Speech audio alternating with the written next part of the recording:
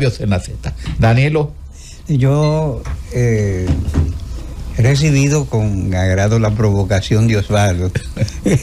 Y vuelvo a recordar las palabras de un líder galo cuando dijo: "Ay de los vencidos". El Estado de Derecho lo imponen siempre los vencedores. Correcto. Nosotros conversamos fuera de micrófonos el caso de la OTAN.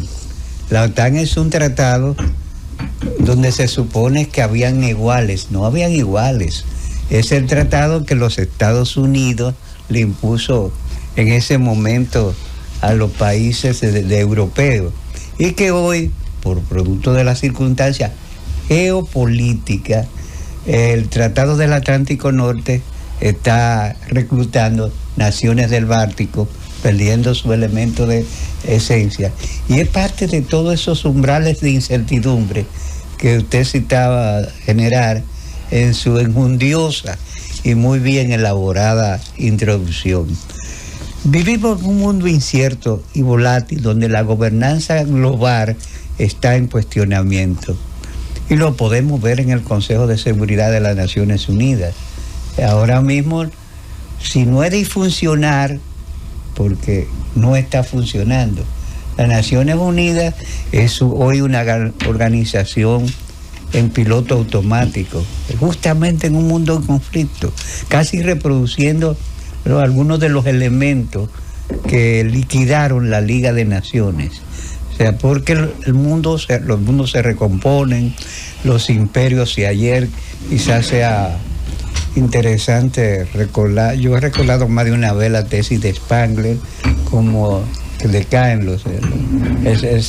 y de Toynbee sobre el ciclo de decadencia. Persia fue un gran imperio, antes de ello lo intentaron los espartanos, después los romanos, y parece que estamos viviendo un nuevo ciclo histórico siempre que aceptemos las teorías de los ciclos históricos, que se reproduce muchas veces, sí, uno la analiza y lo ve, muchos aspectos del devenir histórico de los pueblos. Y de las civilizaciones. Sí, y de las civilizaciones, y de las interacciones, tanto es así, que ahora se me olvidó el autor del libro, sobre los ciclos políticos norteamericanos, que son es Lessinger. Gracias. Entonces vivimos un nuevo, parece que estamos viviendo un nuevo ciclo político donde el mundo está cambiando. Algunos, en un momento de crisis, de amenaza de guerra, hablan de que la tecnología es lo que nos va a cambiar. Y algunos creen que nos va a cambiar para mal. A veces la ciencia ficción ha servido para orientar caminos del mundo más de lo que la gente supone. Julio Verne fue un novelista leído por curiosidad por algunos, pero después cuando se verificaron muchas de las cosas que él... La vuelta al mundo en 80 días. Sí, ya se hace en 40, o en 30. Pero el submarino, el viaje a la luna. En 30 horas, 40 horas se hace. Exacto, de esas cosas que pronosticó. Entonces uno piensa también en el autor de un libro, de una novela que dio origen a una saga que protagonizado por Arnold Schwarzenegger, que es Terminator, que la inteligencia artificial se vuelva en contra de los humanos y acabe siendo un desastre para la raza humana. O sea, la incertidumbre sobre el mundo y el Estado de Derecho, porque justamente en esos momentos de incertidumbre y conflicto, ante amenazas construidas, es decir, reales o prefiguradas, lo que la gente responde o los gobernantes responden es restringiendo el Estado de Derecho. Por ejemplo, nosotros, ahorita yo le refería a Osvaldo que el caso de Bukele ha establecido un estado de excepción permanente en el Ecuador y glorifica ese estado permanente de excepción, donde si tú llevas un tatuaje, te meten preso hasta investigar todas tus relaciones familiares. Entonces, el Estado de Derecho no existe. Y obviamente, el mismo Declaración de Estado de Excepción dice que no existe el Estado de Derecho. O sea, que legalmente se restringe. Se restringe. Se restringe la libertad. El Estado de excepción decir que se restringe es un eufemismo, porque es que no existe, realmente no existe. Pero bueno, es que la limita. Mira, yo entiendo que la limita. Desde la Guardia de Mon, que fusilaba provisionalmente. Hay libertades en el estado de excepción, libertades que se restringen. Y hay otras que se mantienen. Sí. Cuando se declara el estado de derecho, y depende del estado de excepción. Cuando se declara el estado de excepción, ya los umbrales de amplitud o de restricciones están a la voluntad del gendarme. Y así ha sido cuando no ha sido declarado también, por ejemplo, el estado autoritario y policial cubano, que no se distancia nada de la dictadura trujillista. Por ejemplo, en Cuba existen por cuadra Comité de la Revolución, que son los calienses de Trujillo. Todo es cambio de nombre. No es el derecho que se abroga. Espérate, no me vengas con tu anticomunismo trasnochado. Ya, quédate ahí. Eso es poco decente. Pero tú lo provocaste. Pero él tiene que esperar su turno. Me está llamando. Nicaragua. Me está llamando anticomunista. No, me está llamando indecente. Sí, de repente. Me está llamando indecente. Poco, nada cortés interrumpiendo. Él está igual que Sartre, ¿no? Sí. Pero sí, déjamelo así. Igual que el de Nicaragua, que hasta le quita la nacionalidad a la persona. Trujillo lo hacía. Si basta con aspirar para que una persona sea declarada no grata. Realmente esas situaciones, el venimiento de un mundo autoritario, incluso movilizó al autor de la novela 1984, que todo el mundo... George Orwell, que todo el mundo esperaba esa fecha como creyendo que era un pronóstico determinado sobre una cosa, y simplemente él jugó. Él estaba escribiendo el libro en 1948, y la de Rebelión en la Granja. Un Estado autoritario, el avenimiento de un Estado autoritario que imponga los estados que los islamistas, y yo creo con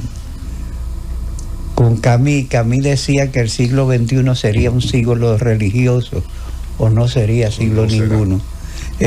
Yo creo que sí, porque el advenimiento de una visión religiosa, los islámicos, que es una visión autoritaria de por sí, es una restricción a los derechos.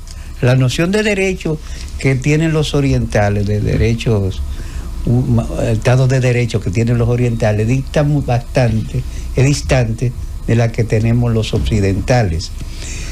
Y los occidentales, cuando estimamos, porque los Estados Unidos, que son la cuna de los derechos, según se declaran ellos, no tuvieron ningún problema durante la Segunda Guerra Mundial en agarrar a todos los norteamericanos descendientes de japoneses y llevárselos a campos de concentraciones. Gente que vivió una experiencia brutal. Otro estado de excepción. Sí. Y no detuvieron, no tuvo el general norteamericano que se estableció como emperador en Japón, MacArthur, que hasta estableció el artículo 10 de la Constitución japonesa, que le prohibía a los japoneses tener ejército. Es una noción autoritaria que cambia totalmente el Estado de Derecho. La situación realmente del mundo, cuando tú la ves, va, y yo creo que quizás esa era la provocación de Osvaldo, va dirigiéndose a que cambiemos porque Bukele entiende que para la gobernanza efectiva el estado de excepción es lo que es válido. Y si usamos la noción de gobernanza diciendo que es la interacción adecuada entre la sociedad civil y la sociedad política, podría decirse que sí, que en Ecuador funciona. ¿Por qué? Porque toda la sociedad civil ecuatoriana, o sea, organizaciones empresariales, salvadoreñas. Sí, salvadoreñas, sí. En organizaciones empresariales y todas esas están conteste, y el reducido espacio de la sociedad política, que básicamente ya está remitiéndose cada vez más al partido de Bukele, están de acuerdo, aunque ese estado es funcional. Y es funcional. Danilo, ¿qué está pasando ahora mismo en Venezuela? En Venezuela... ¿Se puede decir que hay un estado de derecho en Venezuela? No, evidentemente que no, porque desde el momento en que te puedan encarcelar sin ningún expediente, o que la noción de enemigo sea un elemento mediador, una noción de enemigo bastante unilateral, sea el elemento mediador de la vida, de las interacciones políticas, el Estado de Derecho es inexistente realmente. Entonces, en Venezuela, que se ha empobrecido y donde tú no ves, por ejemplo, desde Chávez dejó de existir esa interacción funcional entre el Estado, entre la sociedad política, que la cooptó básicamente ese conglomerado de llamado Partido Socialista, el partido de Chávez y todo eso, y la sociedad civil. Incluso el golpe de Estado que se le intenta a Chávez lo dirige la sociedad civil, porque el Fedecámara fue el actor central. Entonces después Chávez comienza a expropiar empresas, y el hambre de Venezuela no es por el bloqueo, es porque las empresas fueron expropiadas. Las empresas, Chávez tenía una visión higromántica, loca, con Bolívar, él hablaba con Bolívar, y cuando le decían que en un sitio, yo decía, eso lo vi yo por televisión y lo vimos todo, alguien le decía, ahí durmió Bolívar, hay que cerrar eso, si había un negocio, una empresa, había que sacarlo, porque Bolívar dormía ahí, y Bolívar, que era un indisciplinado de bragueta, dormió en muchísimas casas de Venezuela, entonces, y de Caracas, entonces, caramba, había que heredar Venezuela entera. Venezuela entera. Bastante disfuncional las relaciones sociedad política, sociedad civil. Y la gobernanza no es posible en Venezuela. Quizás. Pero ¿por qué cambiarle el nombre entonces al país completo y renombrarlo como la República Bolivariana? Y hasta el escudo. Entonces, y el caballo. ¿no tiene eso un efecto político importante? Bueno, la apreciación de la población. Tiene un efecto formar, es lo que se llama el ritualismo anómico. Correcto. Ritualmente sí, tiene efecto. Pero será lastimoso, que en eso no deja de tener algunos elementos positivos, pero será lastimoso. Por ejemplo, los españoles fueron inteligentes en su transición. Las últimas estatuas de Franco la tumbaron como 8 o 10 años después de Franco estar enterrado. Nosotros acabamos, la casa nuestra no fue una explosión de masa que destruyó todo. Yo siempre he escrito que el día que la 40 fue arrasada por esas turbas emotivas, dirigida por los bisoños dirigentes catorcistas, este país, mucha gente respiró aliviada. Trujillo era una criatura de costumbre, todo estaba documentado, todo estaba precisamente documentado. Los documentos históricos que se perdieron ahí, que pudieron ventilar la verdadera historia del país, fue una tragedia. Yo creo que nosotros debimos haber hecho como lo hicieron los judíos con los campos de concentración de los alemanes, de cuidar esa documentación y dejarlo. La 40 debió ser un museo del horror, pero además del museo del horror, nos habría explicado a nosotros mismos, en cada emergencia de las turbas en esta tumultuosa historia del Caribe, se pierde la historia.